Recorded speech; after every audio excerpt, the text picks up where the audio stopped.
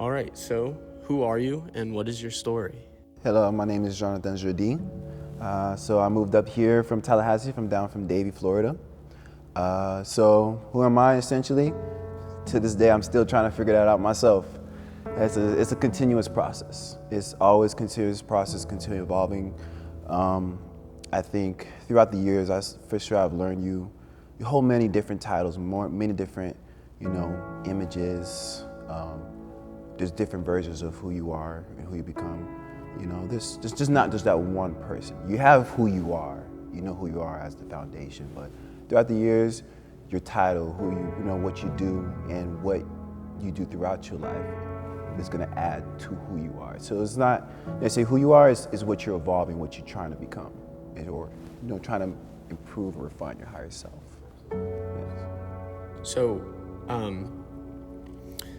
with that being said, we all deal with challenges. So what were some of the challenges that you maybe faced, maybe when you moved up here, through your journey of finding out who you are? I'll say, now I'm thinking about it. I'll start off by saying one of my most happiest moments I've ever, in my life. I can say that was one of my happiest moments. I say I was around 18, 19 years old. So I had a goal during that time. So we was raised in the Haitian culture, so I have a Haitian background. So we was definitely raised deep in our culture, very deep. So, as far as from the food that we eat to how I move, how we talk, speech, speaking different language. So we had that. Definitely being down south, you're around many different cultures. So it's not just a matter of black and white, you have Spanish and everything. So that's one thing. So on top of that, we was also raised one of Jehovah's Witnesses. So being a Jehovah's Witness, that also creates a whole different level, because most people don't when it comes to spirituality, it's it could be a little challenging, depending on your faith. A lot of people want to challenge your faith, or for me, being a Jehovah's Witness and the history, a lot of people used to make fun of me a lot. So I'll say being made fun of as far as trying to identify as one of Jehovah's Witnesses was definitely challenging. Even as we used to go door to door, people we may encounter. Sometimes, of course, we have the positive, of course, outweighs, but the negative, of course, definitely affects you, because it makes you really think there's some people out here that, although you're out here feeling like, hey, I'm doing my part to try to help everyone, but not a lot of people respond positively to it.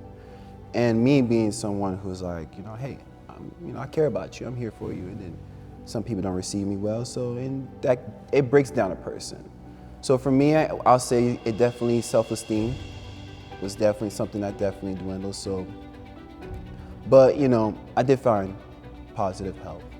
Of course, family support, people in the congregation that has helped me out.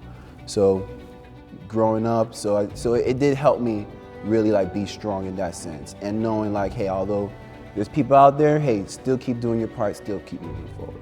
Yes. Absolutely. So you mentioned at 18 one of the happiest moments of your life. Can you talk to us about that a little bit? Yeah, of course. So during that time, and I bring up Jehovah's Witness a lot because I had a goal, and one of my goals was to be baptized, actually go out, preach, really show, hey, I really truly enjoy what I'm doing.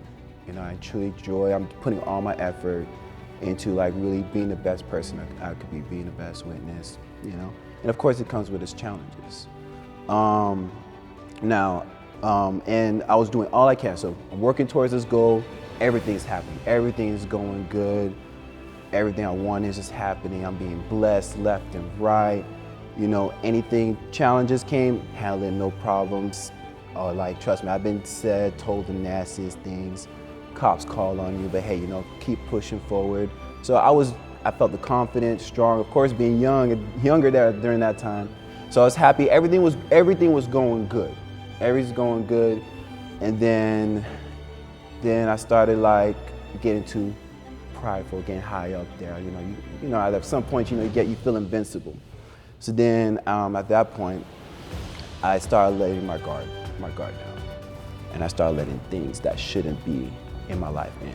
So pretty much I was getting attacked in different areas. So for me, friendships. So one thing was challenging was my friendship. So being someone as a Jehovah's Witness, you held at certain standards, right? And I think that's for anybody, with anything, you hold yourself at certain standards. For me, I chose to hold myself as what a Jehovah's Witness. I chose to hold their standards.